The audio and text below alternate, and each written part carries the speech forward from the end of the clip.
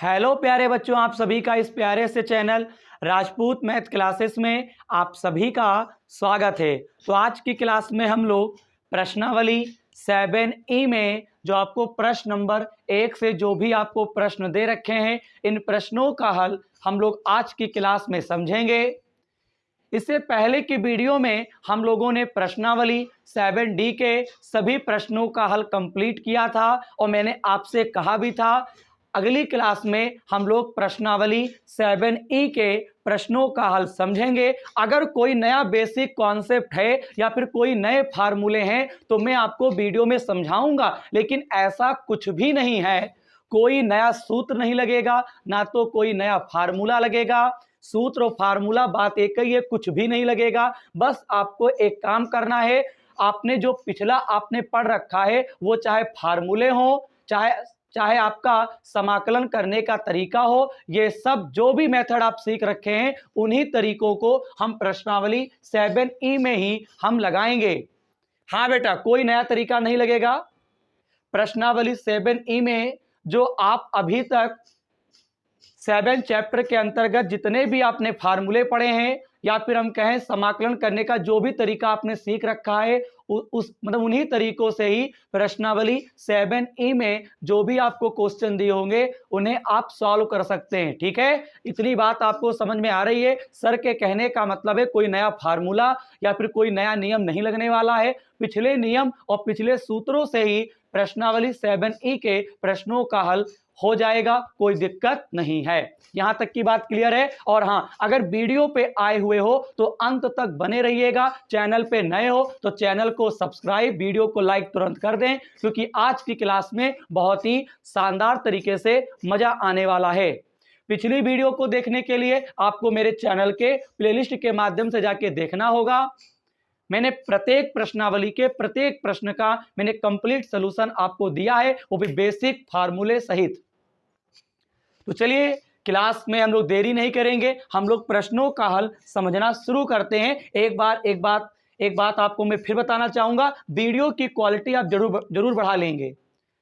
जब वीडियो की आप क्वालिटी बढ़ा लेंगे तो आपको बेटा बोर्ड पे मैं जो कुछ भी लिखूंगा ये आपको क्लीन दिखाई देगा, कोई दिक्कत नहीं होने वाली है। बताइए।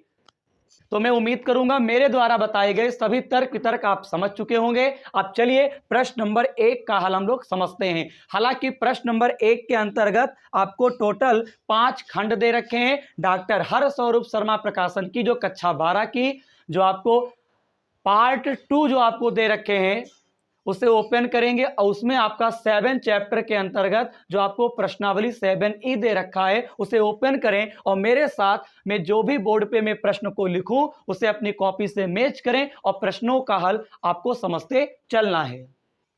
यहां पे देखिएगा, समाकलन साइन की पावर 4x, cos x और dx आपको दे रखे थे। इंटीग्रेशन तो मैंने क्या किया, इस पूरे क्वेश्चन को पहले मैंने क्या किया, सॉल्यूशन में राइट किया। अब मुझे इसका समाकलन करना है, तो समाकलन करने के लिए पहले यहाँ पे जो भी पॉइंट यहाँ पे दे रखे हैं इसे मैं क्या करूंगा, मानूंगा, यानी प्रतिस्थापन विधि से मैं इस क्वेश्चन को सॉल्व करूंगा। वैसे तो आपको पता ही है कुछ क्वेश्चन डायरेक्ट सॉल्व हो जाते हैं अगर आपको समाकलन के सूत्र याद हैं, और कुछ क्वेश्चन में हमको कुछ नियम लगाने पड़ते हैं, कुछ फार्मूले लगाने पड़ते हैं। ये सब बातें मैंने आपको पिछली वीडियो में मैंने आपको बेसिक से समझा रखा है, देख सकते हो प्लेलिस्ट में। बाकी देखिएगा, इसमें हम लोग क्या करेंगे, सबसे पहले लिखेंगे माना cos x बराबर, मैं काम करता हूं sin x बराबर में t मान लूंगा। sin x बराबर क्या मान ले, t। ओके, इधर अवकलन होता है, इधर समाकलन होता है। अवकलन भी आपको आनी चाहिए, थोड़ी बहुत आती है काम चलेगा, बिल्कुल नहीं आती है तो बेसिक से देखना पड़ेगा, वो भी आप प्लेलिस्ट जाके देख सकते हो।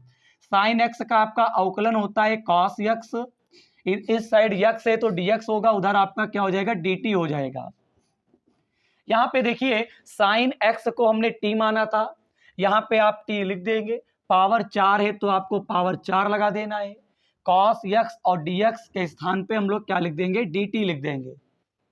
अब बताइए, यहाँ पे जो हमको जो पद दिए थे x के पदों में, यहाँ पे x के रूप में हमको पद दे रखा था। मैंने क्या किया, कुछ ऐसा किया कमाल कि पूरा का पूरा पद हो गया t के पदों में चेंज। क्योंकि अब मैं इसका समाकलन कर सकता हूं। तो t की पावर 4 का समाकलन क्या होता है, पावर में हम लोग एक जोड़ देंगे। बोलिए, जब भी समाकलन होता है पावर का तो पावर में एक जोड़ दिया जाता है और जो ऊपर बनता है उसी को नीचे लिख दिया जाता है। तो 4 + 1 ऊपर हो गया, इसी प्रकार से 4 + 1 आपका नीचे हो गया और प्लस का c करना है, क्योंकि c क्या है, समाकलन नियतांक है। हर वीडियो में मैंने एक एक बात आपको बताई है। हाँ, अब 4 और 1 कितना होता है, 5 होता है और नीचे भी 5 और प्लस का हम लोग क्या कर देंगे, c कर देंगे। सर ने क्या समझाया, जब भी पावर का समाकलन करना हो पावर में आपको एक जोड़ देना है, जो पावर बनता है उसी को आपको नीचे लिख देना है। 4 और 1 आपका 5 होता है, 4 और 1 5 होता है, प्लस का c। अब आपने t को क्या माना था, t को हमने माना था साइन यक्स। पावर कितनी है, 5, आप 5 लगा देंगे, बटे में क्या चल रहा है, 5 और प्लस का c। बोलिए, 5 को बाहर कर लेते हैं, 1/5, ब्रैकेट को हटाओगे 5 आएगा साइन के ऊपर, तो साइन की पावर 5x + c, यही आपका क्या हो जाएगा, आंसर हो जाएगा। बोलिए, कितना जबरदस्त क्वेश्चन था, प्रश्न नंबर 1 का पहला खंड। बढ़िया, मैं उम्मीद करूंगा आपको समझ में जरूर आया होगा। क्लास को आगे बढ़ाएंगे, एक जोरदार सभी बच्चे स्क्रीनशॉट लें। अब देखते हैं प्रश्न नंबर 1 का, यहाँ पे जो बी खंड दे रखे हैं उसका हल हम लोग समझेंगे और देखते हैं कि किस प्रकार से आपको करना है। खंड बहुत दिए हैं, किताब बेटा ओपन करके बैठेंगे सब लोग। हाँ, यहाँ पे दे रखा है cos स्क्वायर यक्स, मैंने पहला लगवा दिया था, आप दूसरा क्या लगा सकते हैं, बिल्कुल सेम प्रोसेस है, कोई नया प्रोसेस आपको मेरे प्यारे प्यारे बच्चों आपको नहीं करना है। बताइए, यही दे रखा है, जिसकी पावर ज्यादा होती है उसी को बबुआ यक्स माना जाता है, यानी जिसकी पावर ज्यादा होगी उसी को आपको टी मानना है। यहाँ पे cos स्क्वायर यक्स है और साइन यक्स है, तो बताओ किसको टी मानोगे, कॉस यक्स को। किसको मानोगे, कॉस यक्स को। जी सर, तो यहाँ पे लिखेंगे माना कॉस एक्स बराबर आपको टी मान लेना है। कॉस यक्स का अवकलन क्या होता है, माइनस का साइन यक्स होता है। फिर यहाँ पे क्या करेंगे, dx और बराबर क्या लिख देंगे, dt लिख देंगे। इस माइनस को उधर हम भेज देंगे, साइन यक्स dx बराबर माइनस का dt हो जाएगा। कोई दिक्कत तो नहीं है, जी सर बिल्कुल नहीं है। तो अब बताओ, cos यक्स का अवकलन होता है माइनस का साइन यक्स, इस साइड dx कर देंगे और उधर dt कर देंगे, माइनस को उधर भेजेंगे तो माइनस का dt बनेगा। cos x को हमने क्या लिखा, t पावर 2 था, 2 लगा दोगे, साइन x और dx के स्थान पर हम क्या लिख देंगे, माइनस का dt लिख देंगे। माइनस को बाहर निकाल लो तो ये बनेगा t² dt बनेगा। पावर का समाकलन क्या होता है भाई साहब, पावर में एक जोड़ देते हैं, जो ऊपर लिखते हैं वही नीचे लिख देते हैं। यार इतनी बात तो आपको समझ में आनी चाहिए। अब सर क्या करेंगे, 2 और 1 कितना होता है बबुआ, 3 होता है, बटे में 3 होता है, प्लस का c कर देंगे। t को आपने क्या मान रखा है, cos यक्स, पावर कितनी लगा देंगे, 3, बटे में 3 कर देंगे। बोलिए, आप इतना आंसर रखो या थोड़ा सही कर लो, तो 1/3, 3 आएगा cos के ऊपर, तो cos³ यक्स + c, यही आपका आंसर हो जाएगा। आंसर सीट आप मिलाते चलेंगे और तो कोई दिक्कत नहीं है। तो प्रश्न नंबर 1 का ए खंड और बी खंड कंप्लीट हो चुका है। अब हम लोग सी खंड का हल समझेंगे और देखते हैं कि किस प्रकार से आपको करना है। कौन सा है, सी खंड। यहां पे दे रखे हैं इंटीग्रेशन कॉट स्क्वायर यक्स और फिर आपको दे रखे हैं कोसेक यक्स, फिर आपको dx दे रखे हैं। एक बार क्वेश्चन को सॉल्यूशन में उतारना चाहिए। बोलिए, कॉट स्क्वायर यक्स और कोसेक यक्स और dx, हाँ मिलाते रहेंगे। अच्छा स्क्वायर है बेटा, क्या है, स्क्वायर है। कॉट स्क्वायर एक्स और cosec square x, cot square x, cosec square x और dx, किताब से बेटा मिलाते रहेंगे। प्रश्न, सर इसमें किसको टी मानेंगे, पावर तो दोनों की सेम सेम है, तो इस हिसाब से मानेंगे कि ये पूरा का पूरा यहाँ की जो भी सिचुएशन है, जो भी यहाँ पे दिख रहा है, ये टी के पदों में कन्वर्ट हो जाए। कैसे, देखो अभी मैं बताता हूँ। अगर कोसेक को मानोगे तो बेटा कॉट आएगा नहीं। कुछ ऐसा मानो कि दूसरा वाला पद आ जाए, जिसे कॉट को मानोगे तो कौशिक आ जाएगा। जरा ठहरो, मैं बताता हूं। माना कॉट एक्स बराबर मैंने मान लिया टी। इधर अवकलन करो, कॉट का अवकलन क्या होता है? कॉसेक स्क्वायर एक्स होता है। बोलिए कॉट का अवकलन क्या होता है? माइनस का कॉसेक स्क्वायर एक्स होता है। बबुआ इस माइनस को उधर भेज दो तो cosec square x dx minus उधर गया तो आपका क्या बनेगा? dt बनेगा। कुछ बात समझ में आ रही है? ऐसा मानते हैं क्योंकि मुझे पता ही है कि हमको अवकलन करना है। दो फंक्शन हो या तीन फंक्शन हो या तीन पद हो या दो पद हो, उस पद को हम टी मानते हैं जिसका अवकलन करने से यहाँ पे जो भी यहाँ पे पद दे रखे हैं वो सारे टी के पदों में चेंज हो जाएं। तो मैंने क्या किया, कॉट एक्स को मैंने टी मान लिया, दूसरा वाला पद आ जाएगा, उसी को बेटा आपको टी मानना होता है। अगर कॉसेक को मानते तो बेटा नहीं होता। तो कॉट को अगर हम टी मानेंगे तो ऑटोमेटिक देखो दूसरा वाला पद आ गया, क्योंकि कॉट का जो अवकलन होता है माइनस का कॉसेक स्क्वायर एक्स डीएक्स होता है बराबर dt होता है। माइनस को उधर भेज देंगे सेम बनाने के लिए। और ये बातें बेटा कब आपको आने लगेंगी? जब आप घर पे खूब प्रैक्टिस करेंगे। हाँ, जब तक आप कोशिश नहीं करेंगे आप नहीं सीख पाएंगे। भाई साहब ये समाकलन है, हम आपको बताना चाहेंगे समाकलन में अगर सूत्र भी याद होंगे, नियम भी याद होगा, तब भी आप समाकलन नहीं कर पाओगे प्रश्नों का। जब तक बेटा आपने प्रैक्टिस नहीं की है, मेहनत नहीं की है, तब तक आप समाकलन नहीं कर सकते हो। ये बार बार हम बात आपको बताने का प्रयास करते हैं। तो कॉट एक्स है तो मैं क्या लिखूंगा? टी पावर 2 था 2 लगा देंगे, कॉसेक स्क्वायर एक्स और डीएक्स इस पूरे के स्थान पर हम क्या लिख देंगे? dt लिख देंगे। माइनस को बाहर कर लीजिए तो t की पावर 2 ये आपका dt बनेगा। अब पावर का समाकलन क्या होता है? पावर में हम लोग एक जोड़ देते हैं और एक क्या करेंगे? पावर में एक जोड़ देते हैं तो इस बार डायरेक्ट करेंगे, 2 में एक जोड़ोगे 3 बनेगा, जो ऊपर बनता है उसी को नीचे टी को देते हैं, धर के लिख देते हैं। टी को आपने क्या मान रखा है बबुआ? टी को आपने मान रखा है कॉट एक्स। पावर कितनी लगा देंगे? 3। ब्रैकेट को जैसे ही हटाएंगे तो पावर कॉट के ऊपर आएगा, प्लस का आपको सी कर देना है। यही आपका आंसर हो जाएगा।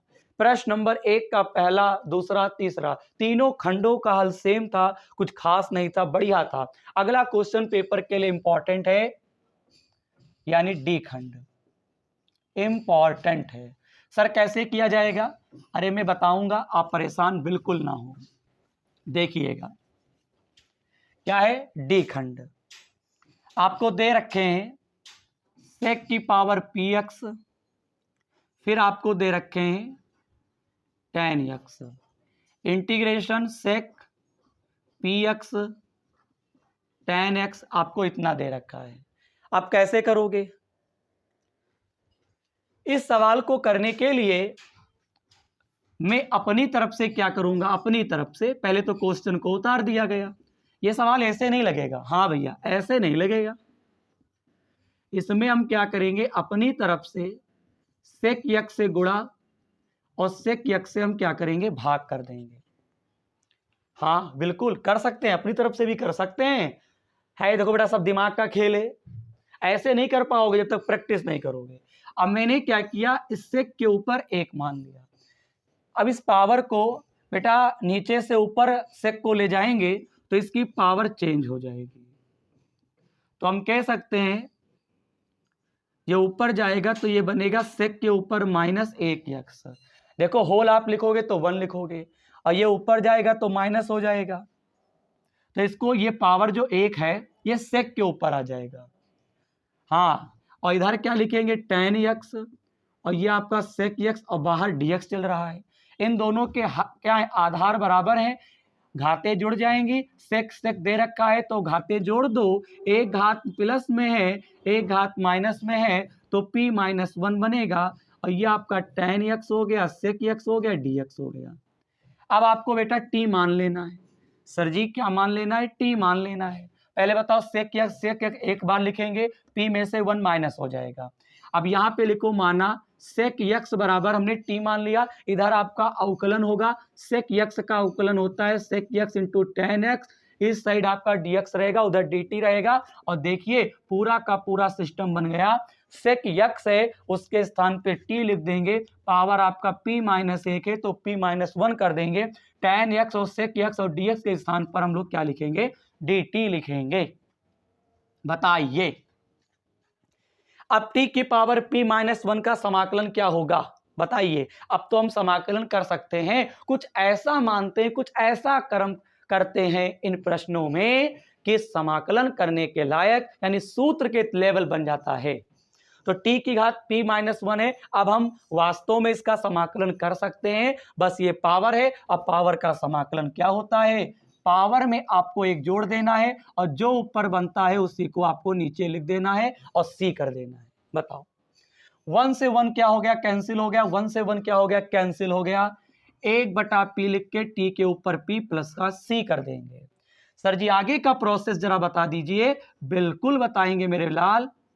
t को आपने क्या माना है, सेक यक्स माना है, और पावर कितनी लगा देंगे, p लगा देंगे और c हो गया। एक बार ये पावर अंदर जाएगी तो सेक की पावर p x प्लस का c, यही आपका आंसर हो जाएगा।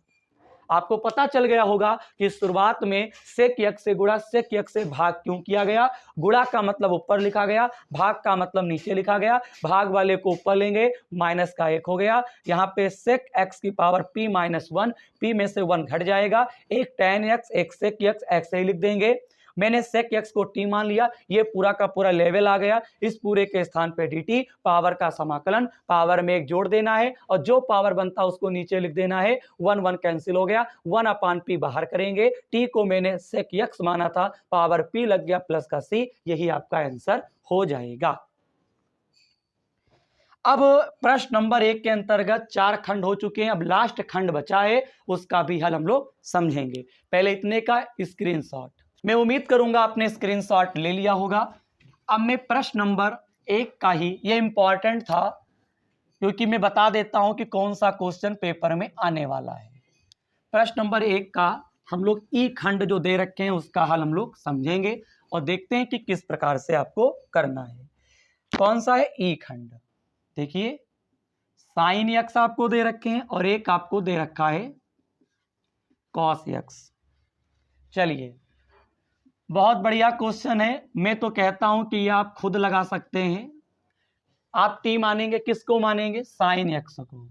साइन और कॉस अगर आ जाए तो आपको पता है वरीयता आपको साइन को देना है। वरीयता मतलब साइन को ही हमेशा टी मानना है। साइन एक्स बराबर आप टी मानोगे, साइन एक्स का अवकलन होता है कॉस एक्स, डी एक्स बराबर डी टी। और देखिएगा टी हो गया, साइन एक्स के स्थान पे कॉस एक्स और डी एक्स के स्थान पे डी टी लिख देंगे। इसका समाकलन क्या होता है, पावर टी के ऊपर 1 मान लो तो 1 में एक जोड़ोगे तो आपका डायरेक्ट बनेगा 2, नीचे 2 प्लस सी। 2 को बाहर निकालो, टी को आपने माना था साइन एक्स, पावर कितनी लग गई, 2 प्लस का सी। बोलिए सवाल लगाने में रफ्तार होनी चाहिए, रफ्तार होनी चाहिए, और यही आपका आंसर होगा। बोलिए तो ठीक है। प्रश्न नंबर 1 के अंतर्गत 5 खंड दिए थे, मैंने पांचों खंडों का हल मैंने आपको समझा दिया है। क्लास को अभी भी हमें आगे बढ़ाना है। अब हम लोग प्रश्न नंबर 2 के अंतर्गत जो भी खंड आपको दे रखे हैं उनका हल हम लोग समझेंगे। खंड बहुत दिए हैं, सवाल तो है ही है, उसके अंतर्गत खंड बहुत दिए हैं। किताब जरूर ओपन करिएगा। चलिए देखते हैं प्रश्न नंबर 2 का पहला खंड। लॉग वाले हैं और मैंने आपको सिखा भी रखा है लॉग वाले, देखिएगा। प्रश्न नंबर 2 का पहला खंड आपको दे रखे हैं इंटीग्रेशन। आपको डरना नहीं है, डट के मुकाबला करना है। होल ऑफ 3 और बटे में आपको दे रखे हैं यक्स और ये आपका dx हो गया। log ex का होल ऑफ 3 अपान यक्स, और इसका मुझे करना है क्या, समाकलन। इंटीग्रेशन यहां पे लिखोगे log ex का होल ऑफ 3 बटा यक्स कर दोगे, ये आपका dx हो गया। किसको t मानोगे, हमेशा मैंने बताया था हमेशा log को ही t मानना है। हाँ तो log हम अगर लिखते हैं और फिर ये आपका ई एक्स बराबर टी, ये हमने मान लिया। log ई एक्स का अवकलन क्या होता है, log ई एक्स का अवकलन क्या होता है बताइए। log ई एक्स का अवकलन होता है 1/x होता है, और यहाँ पे इस साइड क्या है, x है, तो dx रहेगा, dt रहेगा। अब देख सकते हो dx बटे x, dx बटे x, पहले हमारी बात सुनो, इस पूरे के स्थान पर क्या लिख दोगे, t, पावर कितनी है 3, इसके स्थान पे t पावर 3, dx ऊपर है बटा x, तो dx बटा x, उसके स्थान पे dt, और कहाँ लिखोगे, ऊपर dt, t की पावर 3 का समाकलन, पावर में एक जोड़ना है तो 4 और नीचे भी 4 बनेगा, प्लस का c, t को आपने क्या मान रखा है 1/4, और t के स्थान पे मैं लिख सकता हूं log ex होल ऑफ 4 और प्लस का c, यही आंसर हो जाएगा। बताइए, इसी प्रकार से बी खंड का भी हल किया जाएगा, देख सकते हो बी खंड। अब दिया क्या है वो जरा देखो, बी खंड आपको दे रखे इंटीग्रेशन साइन ब्रैकेट में log ex पूरे पर बटा है x, और ये आपको dx दे रखे हैं, और तो कुछ नहीं है, बिल्कुल नहीं है। किसको t मानोगे, फटाक से एक काम करते हैं, साइन log ex और यहां पे लिखेंगे x, और ये आपका dx हो गया। मानो किसको t मानोगे, बताओ मेरे साथ, log ex बराबर t मानोगे। इसका अवकलन क्या होता है, 1/x होता है, dx बराबर आपका dt होता है। यहाँ पे साइन लिख देंगे, log ex के स्थान पे t हो गया, dx बटे x के स्थान पे dt लिख सकते हैं। साइन t का समाकलन क्या होता है मेरे लाल, माइनस का cos t होता है, और t को आपने क्या माना था, log ex माना था, प्लस का c, यही आंसर। स्पीड बहुत धीमी है, कोई दिक्कत नहीं है, आसान सवाल है तो स्पीड आपको बनाना चाहिए। इसका भी आप स्क्रीनशॉट लो, फिर आगे बढ़ते हैं। तो ये आप लोगों ने कर लिया होगा, ठीक है। अब हम लोग सी खंड का हल समझेंगे। इसमें भी लमसम 4 खंड दिए हैं। प्रश्न नंबर 1 में आपको 5 दिए थे, इसमें आपको 4 दे रखे हैं। क्या दे रखे हैं, सी खंड इंटीग्रेशन 1 प्लस log ex बटे में आपको यक्स दिया है, ठीक। क्वेश्चन को एक बार सॉल्यूशन में उतारना चाहिए हमेशा की तरीके से।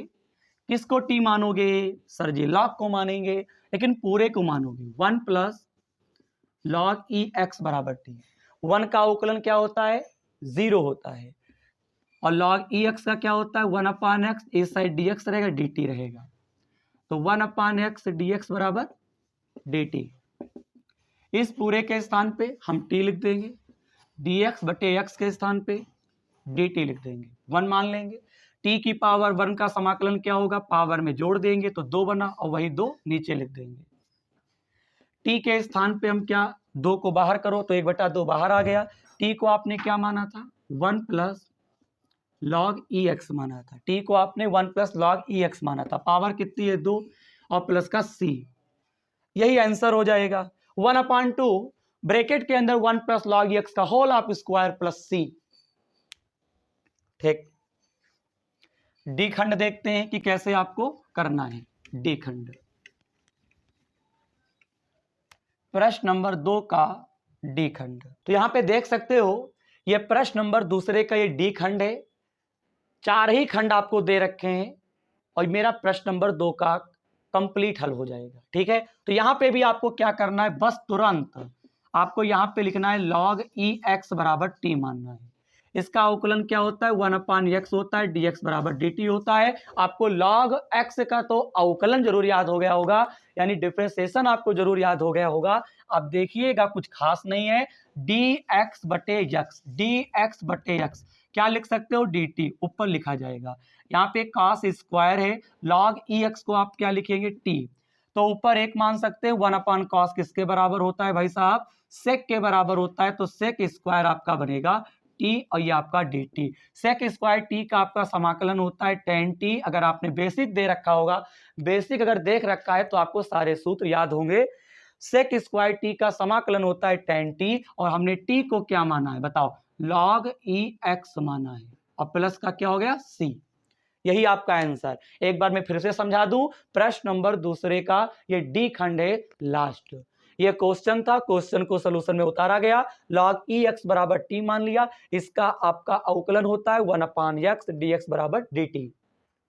dx बटे यक्स इस पूरे के स्थान पे dt कर दोगे और cos स्क्वायर इसके स्थान पे t 1 ऊपर मान लेंगे 1 cos होता है sec स्क्वायर t और dt तो था ही, इसका समाकलन होता है tan t और t को आपने क्या माना था log x, उसे पहले तो t के पदों में परिवर्तित करते हैं और फिर t से हमको x के पदों में फिर परिवर्तित करना होता है, यानी फिर बदलना होता है।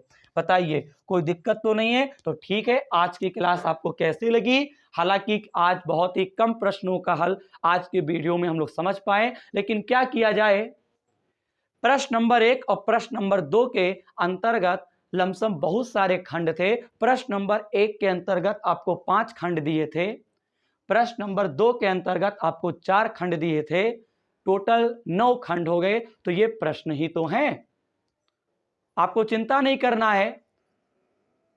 इसी प्रश्नावली 7E में जो शेष प्रश्न रह गए हैं उनका हल हम लोग अगली वीडियो में समझेंगे। आपको परेशान नहीं होना है, आज की वीडियो में जितने लग चुके हैं उन्हें आप अपनी कॉपी पे करें, उन्हें समझें और घर पे खूब प्रैक्टिस करना है। अगर आपको गणित में अच्छे अंक प्राप्त करना है तो उसके लिए आपको मेहनत करनी पड़ेगी। तो आज की क्लास कैसी लगी? क्लास अगर अच्छी लगी हो तो चैनल को सब्सक्राइब, वीडियो को लाइक और चैनल को अपने दोस्तों में यार एक बार जरूर शेयर करना है। अपने 2-3 दोस्तों को जरूर बताना है कि अगर उनको कुछ नहीं आता है और वो पढ़ना चाहते हैं, उनमें खुद में शक्ति है पढ़ने की और चाहते हैं कि मैं कुछ कर सकता हूं, तो आप इस चैनल के बारे में जरूर बताएंगे। और सभी बच्चे की जिम्मेदारी है इस छोटे से चैनल को बड़ा चैनल बनाने में। तो ठीक है, सभी बच्चे मेरे साथ बोलेंगे जय हिंद।